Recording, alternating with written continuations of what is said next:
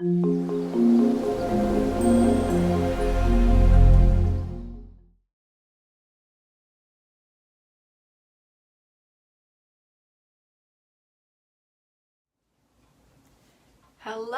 I'm Jenny Hall. Thanks for joining me today. We are going to do some crafting. I'm sorry I wasn't able to be here yesterday. My oldest son, Trip, he's 7 years old, and he has a double ear infection, poor guy. And so yesterday was like the turning point for him, to where he was able to let the medication start kicking in. So we're very thankful for him getting on the mend. Hey Philomena, thanks for coming back today. Hi Fran, hey Joanne. It is not my usual day, but I'm working on trying to make sure that I catch up.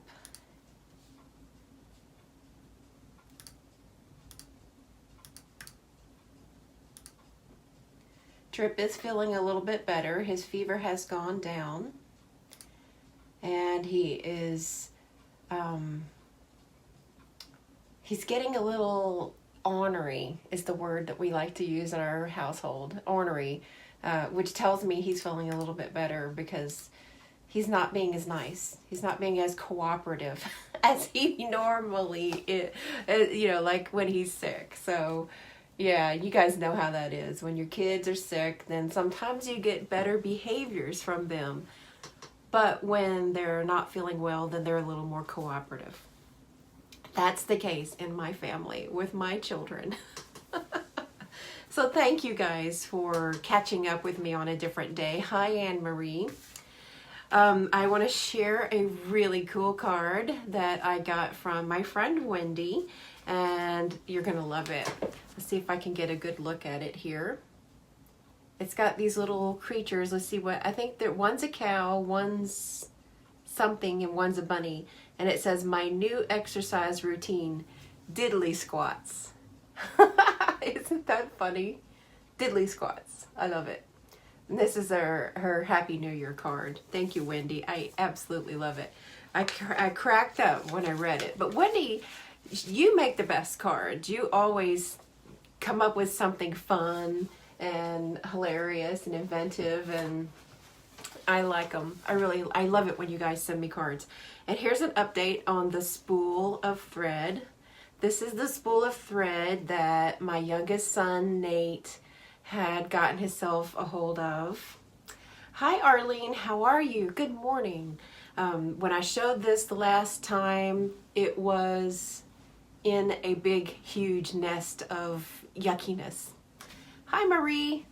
But I was usually, whenever I sit out and wait for the boys to go do their occupational therapy sessions, they do occupational therapy and physical therapy, speech therapy, all kinds of things because of their disabilities.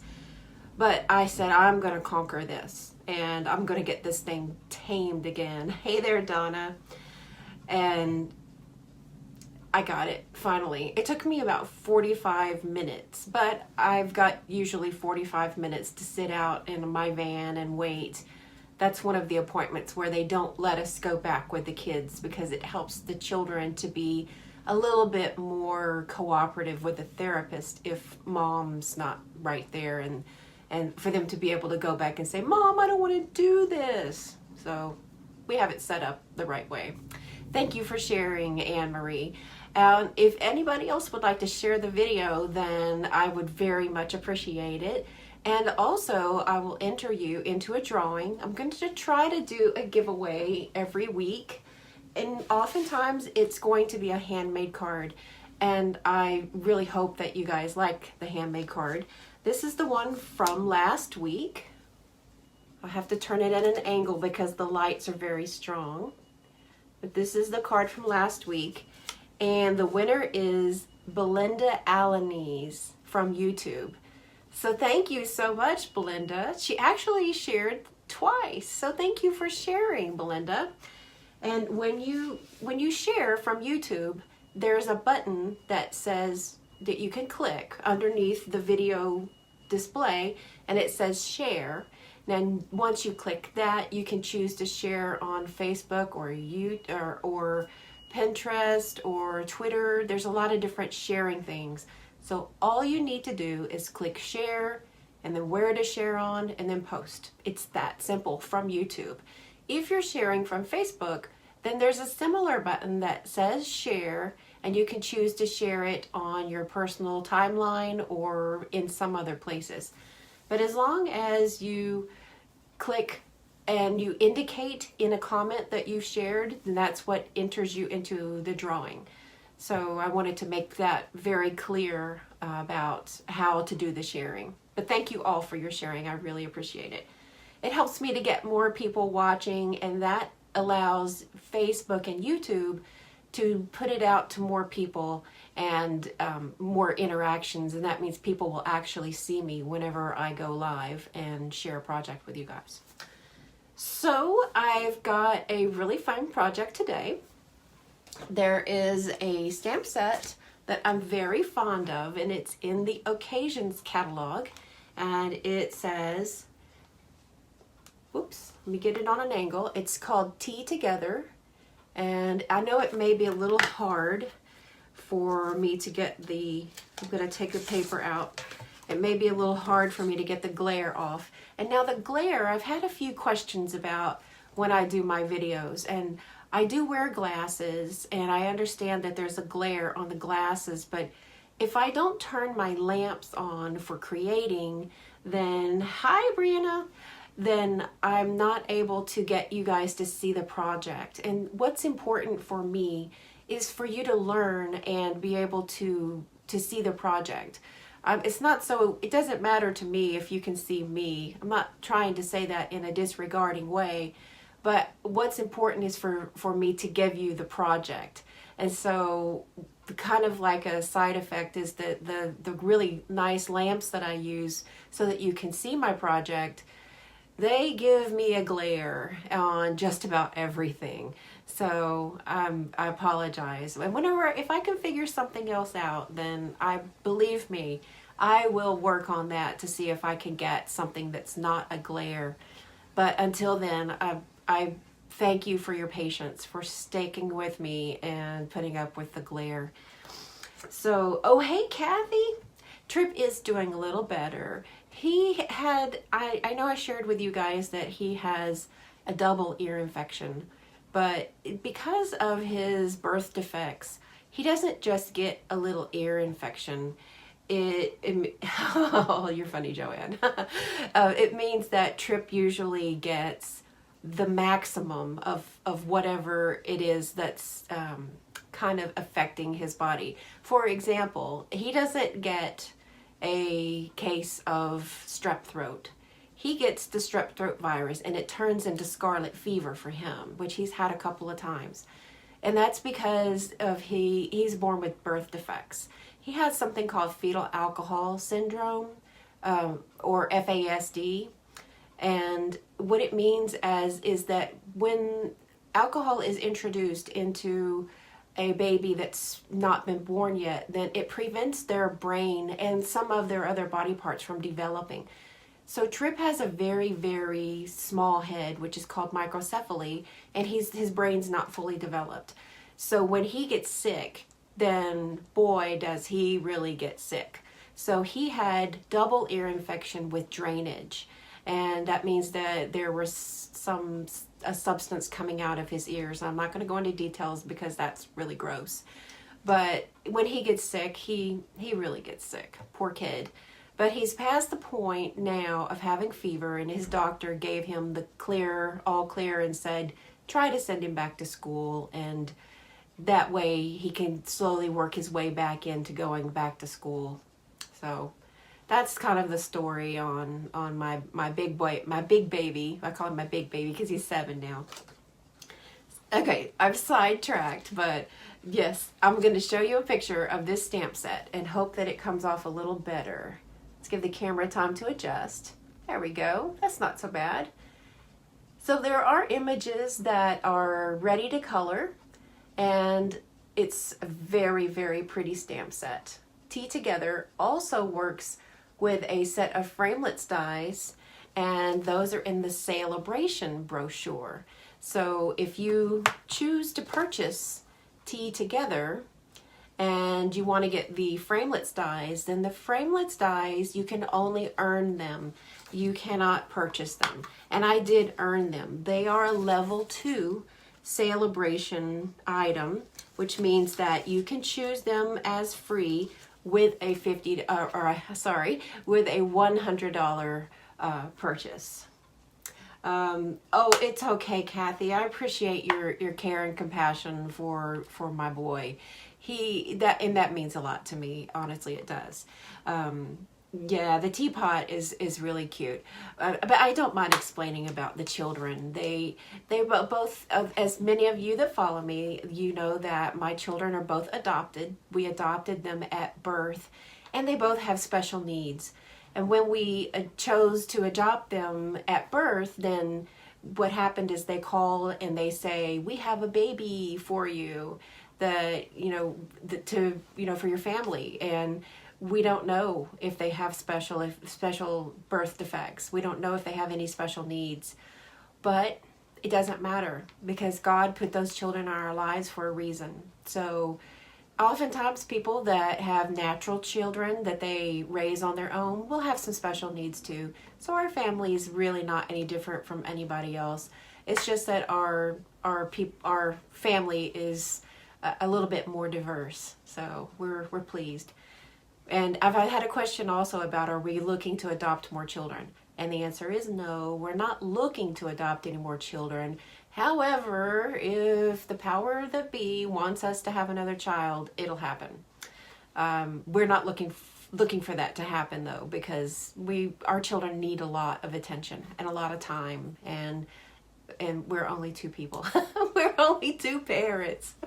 So anyways, we're going to work with Tea Together today. You guys are getting TMI today, aren't you? Too much information. Fran is sharing that one time someone asked her if her daughter was born with the birth defect. Mary looked at me and asked if she was defective. That broke her heart. Oh, I know. I can understand that so well, Fran. People look at me and they ask me, "Is that your kid? Are you his mom?" And I say, "Oh yes, I am." Now granted, my youngest son, Nate, he's 5 now. He has very, very dark skin, but he's my boy. That's my baby. He's my little one. He's a big tall guy, but he's my little one. And so when someone asks me, "Are you his mother?" then it's a little bit hurtful sometimes, because it's very obvious that we don't sit like strangers together, that's my child.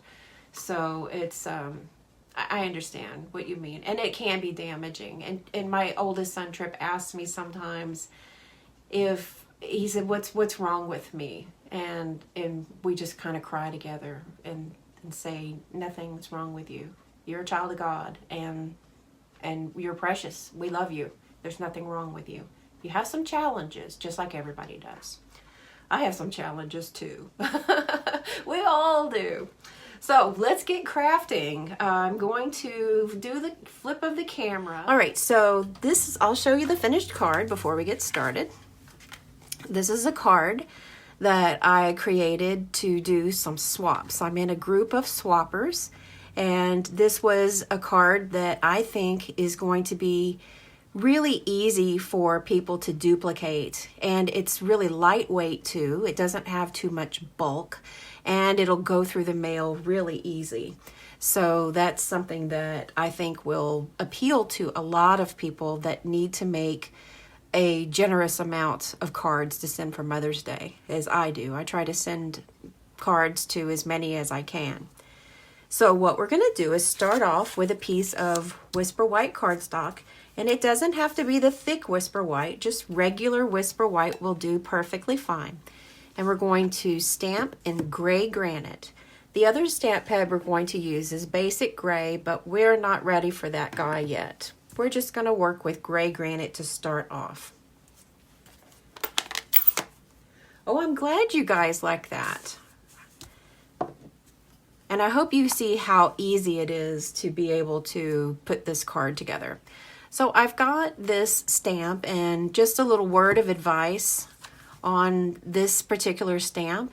There is this little filler image that kind of comes inside. And I know why Stampin' Up! Cuts this area away, because when stamping the image, it could actually touch down in the middle part and kind of, you know, flop down. But so they've taken this part out for us, which is great.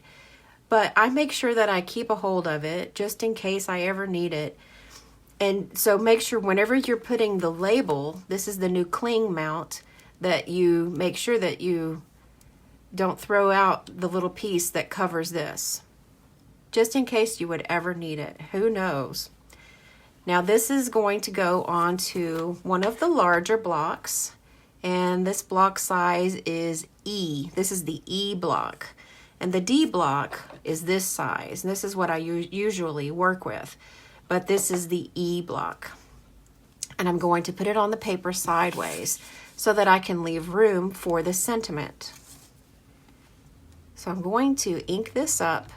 And when you're working with a larger stamp, there's two ways to ink the stamp. You can put the stamp pad to the stamp, which is what I usually do whenever it's a bigger stamp, or you can choose to kind of move it around in that respect. But I'm going to make sure all of the image goes down on the paper like this. And because I'm using a matching framelit, then I want to make sure that I leave enough room at the bottom for the framelit to cut out. You could also fussy cut this with no problem at all. And here's a look at the Time Framelits dies. And remember, these are free. These are a free Salc-A-Bration item. And this is what the die looks like for the teapot. And there are dies for all the other images as well. Really nice. Nice looking stuff. Okay, we have a question from Kathy. Could I put a sentiment in that opening? I think so. Yes, definitely. In fact, I'll see how well it fits. And thank you for typing that in capitals, because that allowed me to see it very quickly. All right, here's the sentiment. And check it out. It fits in perfectly. So yes, you certainly can. And there are some more sentiments in the stamp set that are about the same size. I think you could put Happy Mother's Day just as easily, because see, it's also very small. So that would fit also. So that would be like stamping one time for two purposes. You're a genius, Kathy. Thank you so much for sharing that with everyone. Now we do have a sentiment here that is not going to fit in that area. And that's the one that usually would go on the inside of the card. But you might be able to fit in this little flower here if you just wanted a single flower on the teapot. Not too bad. That would work out pretty well. Okay, so let's get cracking. We have our stamped teapot, and now we're going to give it a little bit of customized look by adding these two little rosebuds. They're very small. I hope you can see them. They're going to go directly on the teapot, and we're going to use that same color ink, which is Gray Granite. Good morning, Betty. We have a blustery day on the East Coast as well. It is so windy today that the trash cans are blowing down the street. Winnie the Pooh would say it is a blustery day. So yes, you got it right, Betty. I hope you can make sure you cover your head today. All right, we're going to kind of work along the contour of this teapot where normally you would see a sort of design. And I'm going to have the front of the roses facing the left, facing the spout, and scoot it over to where the image stamps kind of close to the edge here. And then I'm going to add another one and kind of have it overlap a little bit like a pattern so that it looks like something that would naturally occur on a teapot. That was what my thought process was. And once we have these colored,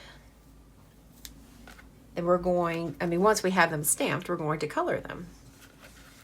I'll get these framelits put away here. We will eventually use this one, so we'll come back to that.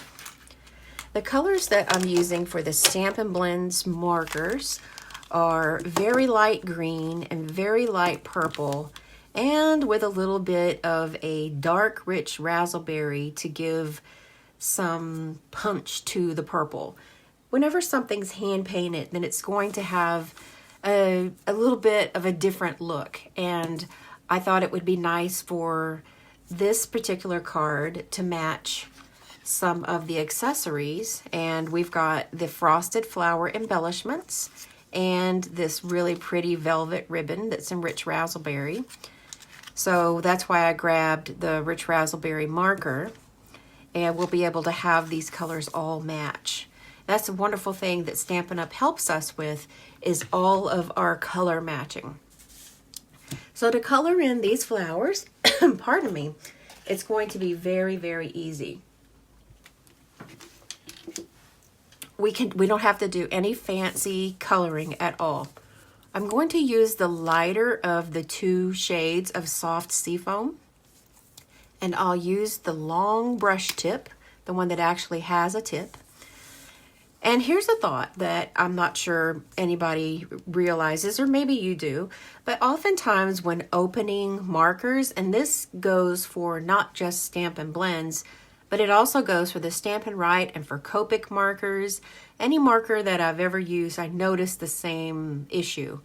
Make sure that you open your marker like this, away from the image that you're coloring, because oftentimes a little bit of ink will come off and splatter, and that would be just the one place you don't want to have it splatter, is on your image that has not been colored.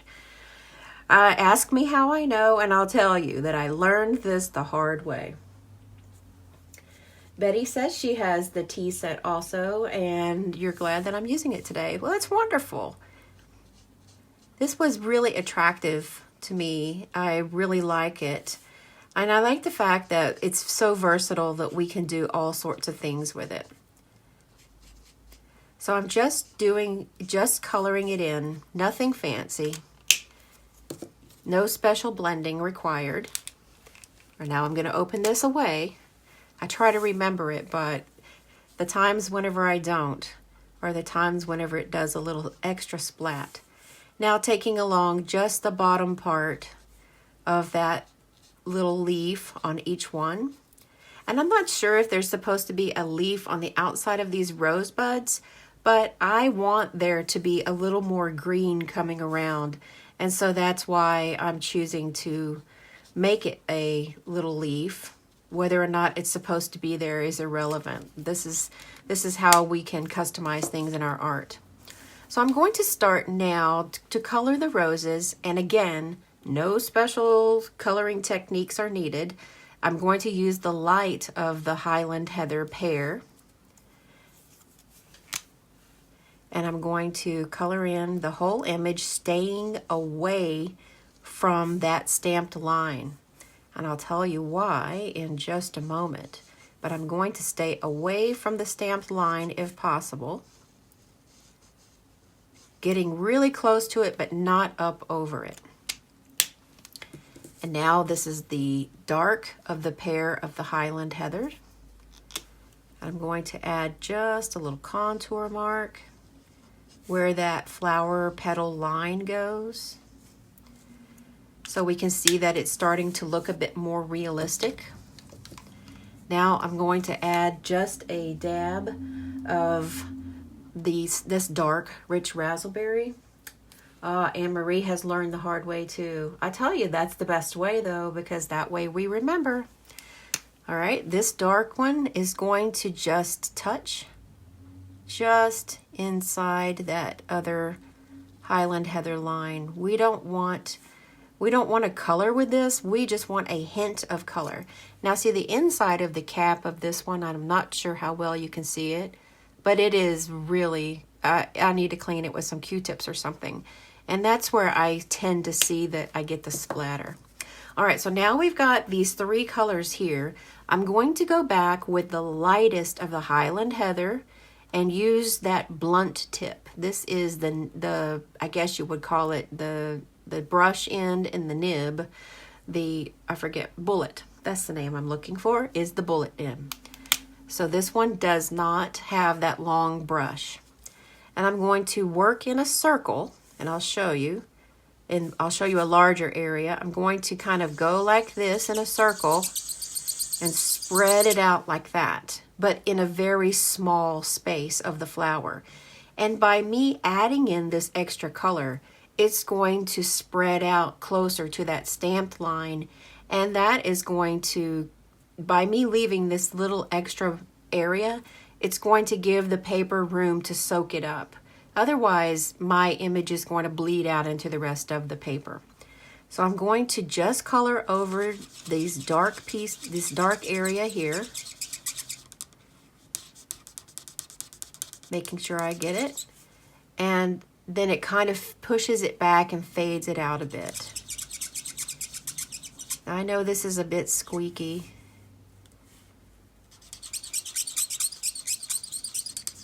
Because I am applying pressure.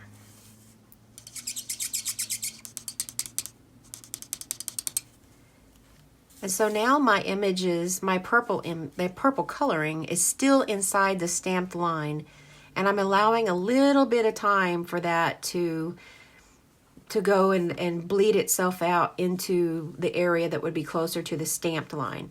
And then when I'm ready to put this on the card, if there's still any of the area that is white that's next to the stamped line that I don't want to be in place, then I can take this really long narrow end and I can just touch the color and add it in a little bit more there. But that's all it is to coloring these little images, to get the colors to be able to kind of look like they're faded a little bit, kind of like a natural porcelain look. Not too shabby. So now we're going to make this teapot look a little bit more realistic. Instead of just a very flat white image, we're going to give it some contour. And I'm going to use a sponge dauber, and I keep my sponge daubers in this little case, and they're labeled like pink. All the pink ones just go into one little section, and the same thing for all the other colors. And then I have some sponges that are also working really good. So I'm going to use the sponge this time instead of the sponge dauber, because it'll give me a little bit more of the grainy look that I'm looking for, because my daubers they're going to probably give me more ink in the area than I would want to otherwise have. So bringing back that Gray Granite stamp pad, then I'm going to dab on some color, not too much, just lightly. And then I'm going to dab it off on a part of the paper that is not going to matter. This is not going to be used. And then I'm going to work in kind of like a back and forth rocking stroke to try to get the lines from the sponge. And that's why another reason why I'm using the sponge, to give that streaky look. And I want there to be a contour right here where there normally would be, where the china would go in those areas, then a shadow would naturally fall there. I'm also going to add shadows to the areas that also have another contour. So we'll start down here at the bottom and just kind of give it a little bit of a back and forth rocking motion.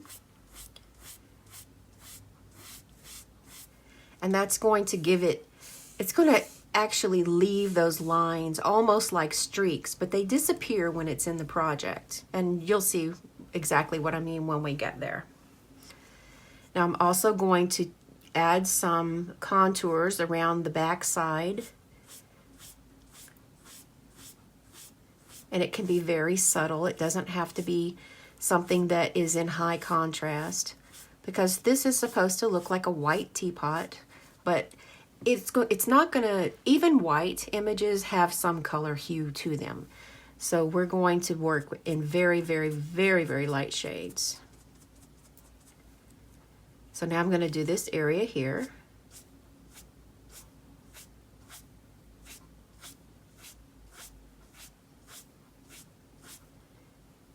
And then what it's going to do is it's going to give me some of that, there we go, that's a little streak mark. That's what I'm looking for.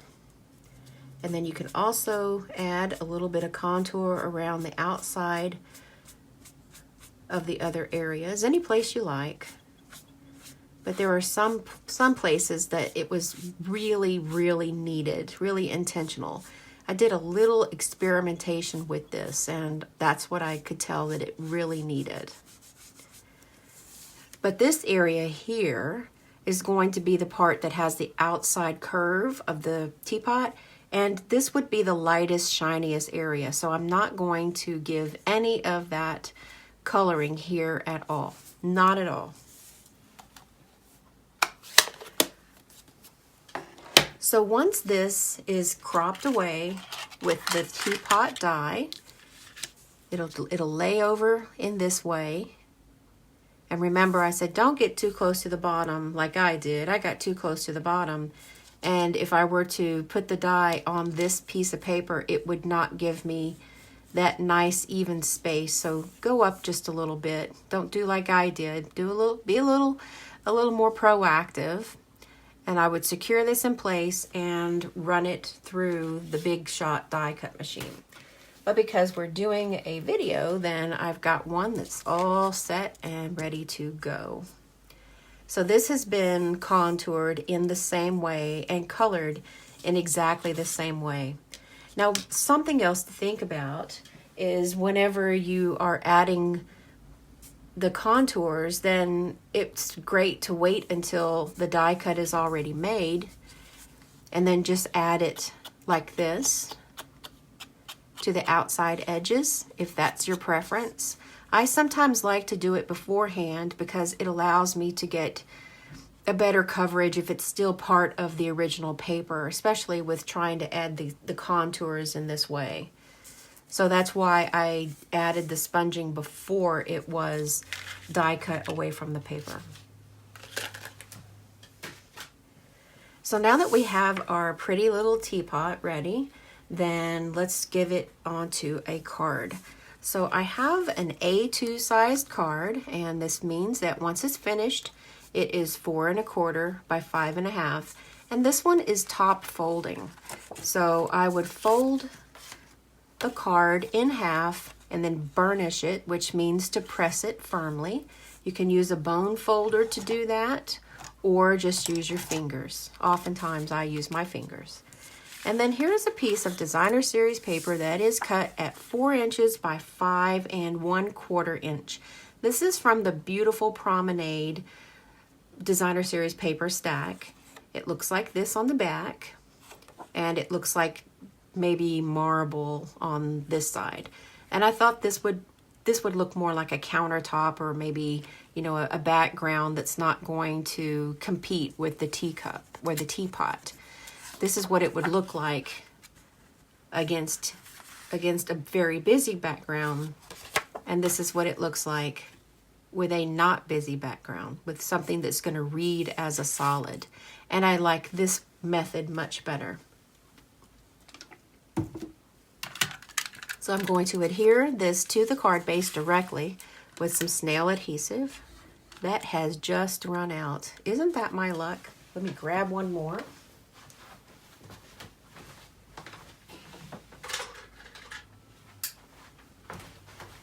It had about a 1/16 of an inch on it. So snail adhesive is going to be perfect. to hold this in place.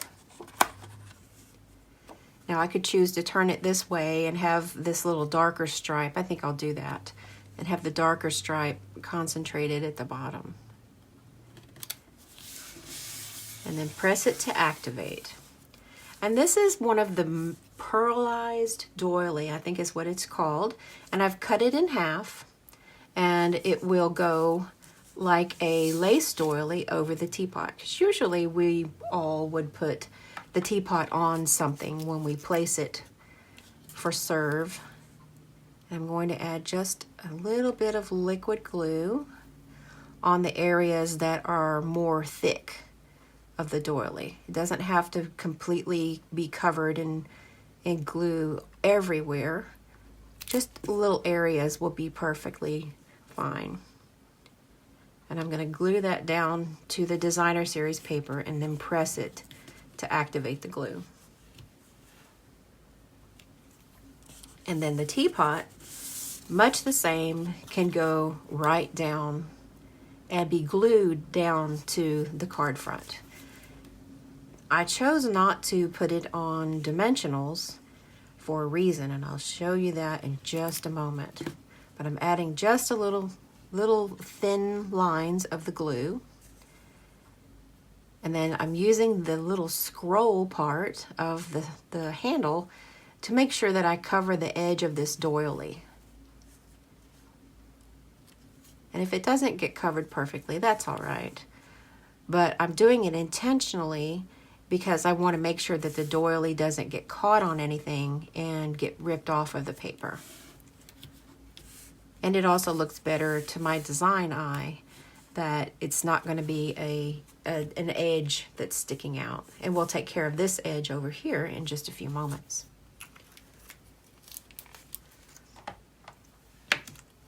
So now we're going to work on our sentiment, and I wanted to show you how I came about getting this sentiment. This is the teacup, or the teapot, whenever I cropped it out with the teapot die, and I made sure that I placed it in a way that I would still have room on my scrap of paper to be able to create the sentiment holder, and that's going to be one of the new rectangle stitched framelits dies. So whenever you use these framelit dies, and I used this one right here, and they are a little sharp. I would caution you to make sure that you are very careful, and they catch on things, or they do for me at least. But I wouldn't trade them for the world. I absolutely love these dies. They are one of my favorite new things. And then it's just enough room to give me my sentiment. And then I'm going to use that sentiment that says, "Love is a warm cup of tea." And I'll make sure that I'll get it on here straight.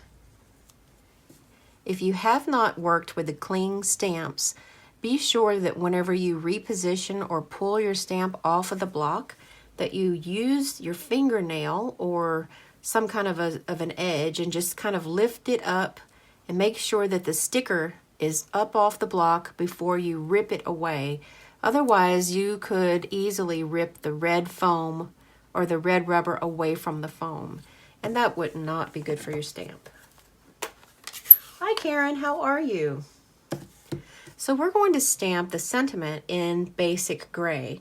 We've used some nice gray tones throughout the rest of the project, but I want the sentiment to not kind of get lost. I thought about perhaps doing it in purple or embossing it, but I want to keep things a bit more simple because this card is designed to be easily duplicated. In fact, I'm making a big old stack of them as some swap cards. So I want it to be kept more on the easy side. And with basic gray, I'm going to add my sentiment right in the middle. And I still got it crooked. How did I manage that? That's okay.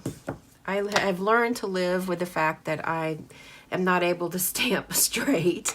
That's why I usually will stamp before I die cut so that I can position the die exactly in the right place.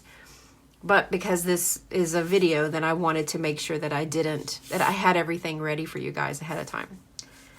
Okay, so we are going to attach this to our project, but we're going to add some few special things.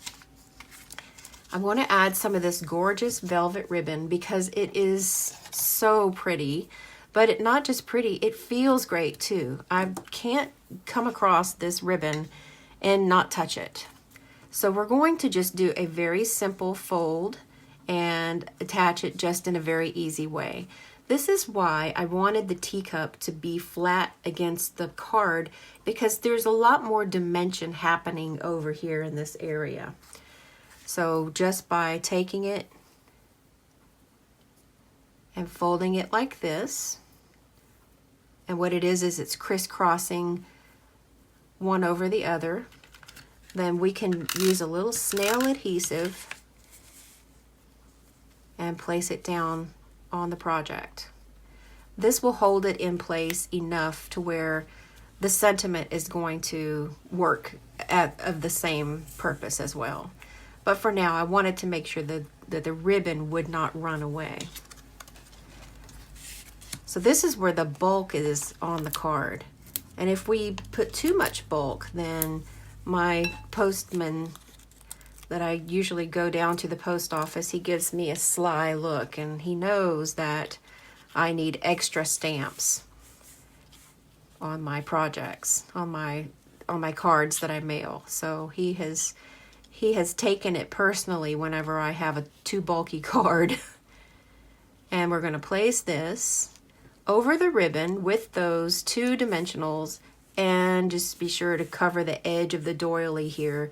And that means that that doily is not going to get snagged on anything, because it's not a very soft doily because it's metallic. It's more like a piece of plastic, and I don't want it to come away from the card.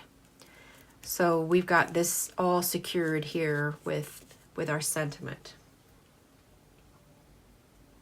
And now we'll add some of these really pretty frosted flower embellishments, and these are new in the Occasions catalog. And we will use the Take Your Pick tool.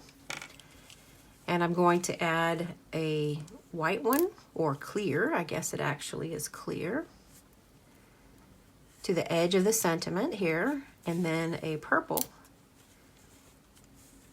just on the outside. And these are not too tall to where they're going to make too much bulk. There's nothing like, for example, if we put a pearl, the pearl kind of stands up to where it pokes through the envelope at times. Have you ever had that happen? These embellishments are not going to do that because they're low profile and they're kind of contoured around the edges. They're perfect. It seems like Stampin' Up! Knew what they were doing when they created these embellishments. And that is this card. It's very simple. It's going to work really great for stamping out a very large number of cards. And then we've got something for the inside of the card as well. We can choose one of the other images that are from the stamp set. And we have some beautiful flowers here, which I'm really looking forward to watercoloring. So I'm going to add this beautiful rose here. And it looks like the stamp set has it in this orientation, but I wouldn't be opposed to having it in this orientation as well. Thank you, Fran. I'm glad that you like that shading on the teapot. So I'm going to use the same Gray Granite. So we only used 2 stamp pads for this whole project. And I'm going to place just over in the corner.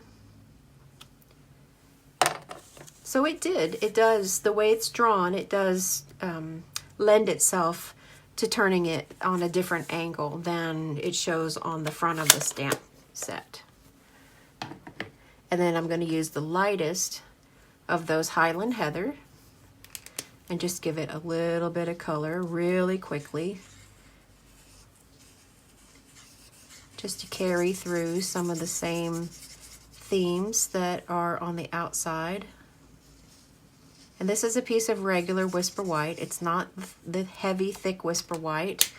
So I'm conscious that it will bleed through. It definitely will bleed through. So I have not already attached this yet. And then I'm going to use the darker and just go over those stamped lines.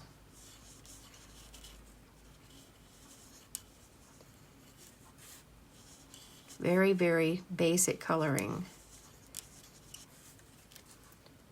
It doesn't have to be perfect. In fact, sometimes if it's intentionally a little wonky and abstract, then that looks a bit more artistic. I'm going to do the same thing here, leaving some white space intentionally.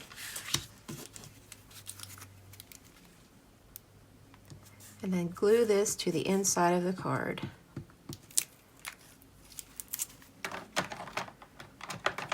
And it doesn't take much glue, just a couple of little dots here and there.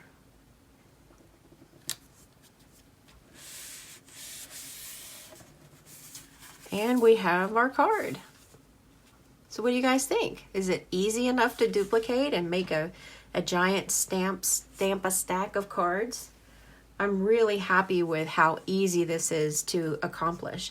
I guess I would call this, if I had to make a specific level, and I do that on my blog now, whether it's easy or a beginner. This is not a card for a beginner, but I think it is an easy card. And it does have a little coloring, but the coloring is very, very basic. And then there's some shading. So if you chose to create this project, you could learn a few techniques that might be new to you, which would be using the sponge to do some basic sponging, and then some very basic coloring as well. So this would be a project to add a few embellishments, and a casual crafter could whip these things out in no time at all, very, very quickly. Hi Mary, and hi Chrissy. Thank you guys for stopping in. I'm glad you all like the grays. I like the grays too. And instead of doing a high contrast of making sure that the teapot looked gray enough away from, like, say if we were to have a blue background, I thought it would kind of ease up on the eye and look a bit more natural if it were with a little bit more of a toned down background. And then we've got our embellishments that really stand out, and then the little coloring that's on the teapot also does that, just kind of stand up and say hello. So I'm going to turn the camera back around so that I can see you guys. There we are. So this card was really, really easy to do, and that was my thought in sharing it with you all, is that if it's easy for me to get them done in a large amount, then it would be equally easy for you to be able to do that. So a lot of times people ask me for ideas, and by the way, here's the card. A lot of time people ask me for ideas for creating cards that can be duplicated. Like if you were going to go to a large group gathering and you wanted to swap out cards. Hi Patricia.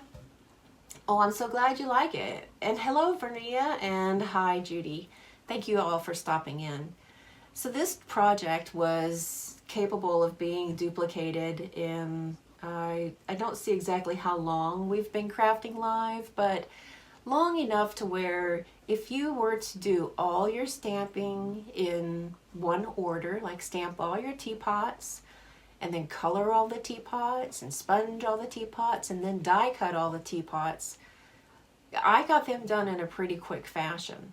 And it doesn't look like a card that was, let me see if I can get the glare off of it. It doesn't look like a card that was done intentionally super fast. There's some customization on here that will mean a lot to the people who get them. So that was my thinking. Oh, 51 minutes, Betty. Good, we're just under an hour. Very good. Thank you for helping. So I want to thank you all so much for sticking with me today and crafting on. There's lots of possibilities with the Tea Together bundle, or it's a Tea Together stamp set, and then it matches the Time Framelits dies that are available as a Salc-A-Bration reward. So you can get them free with your $100 product purchase, and that's in the Salc-A-Bration brochure. And the Tea Together stamp set is actually in the Occasions catalog. And there's lots of stuff also on here that is in the annual catalog. Oh, thank you guys for the hearts. I love that. And these doilies and the ribbon are in the annual catalog. So we've got 3 different catalogs covered on one project. And the background designer series paper is also on the annual catalog. So just so you don't miss the opportunity, we are in the heat of Salc-A-Bration right now. And Salc-A-Bration is the time to stock up on your supplies and earn while you're stocking up. Also, if you are going to place an order that might be $100, think about getting the starter kit. The starter kit, once you purchase it for $99, you get to choose $75 of free items. On top of the $99 that you're paying, you pay no more than $99. You get $75 of free stuff. Isn't that amazing? And there's no shipping on the starter kit. However, you do not earn Salc-A-Bration rewards on the starter kit, and you do not earn what somebody else asked me, Stampin' Rewards. So basically, once you get the starter kit for $99, then you get the extra $75 worth of product, and that is a huge thing. It's almost double. Seriously, it's a good deal. And you get your discount on your craft supplies going forward. That's not a bad deal at all. So if you are interested on there, go to my blog at jennyhalldesign.com, click the button that says join now, join my team. If you're watching here on Facebook, there is at the top line, there's a place that says join my team. Click that link. And if you are watching on YouTube, in the video description, there's also a place that you can click the link that says join my team. And if you have any questions at all, then just send me an email and I'm happy to have a conversation with you. Yes, you can join and never make a purchase. Yes, that's a very common question. And if you are looking to just get the $75 of free product, that's okay. There's a lot of people that do that as well. And they're just a demonstrator so long as until it elapses on itself. So whatever works for you and your budget. Thank you all. I hope you have a wonderful weekend, and I will see you again soon. I will be back on YouTube on Tuesday, and I'll have a video that is going to be really fun. It's going to have a great new technique, and I'm excited to share it with you. I'll see you again soon. Bye-bye.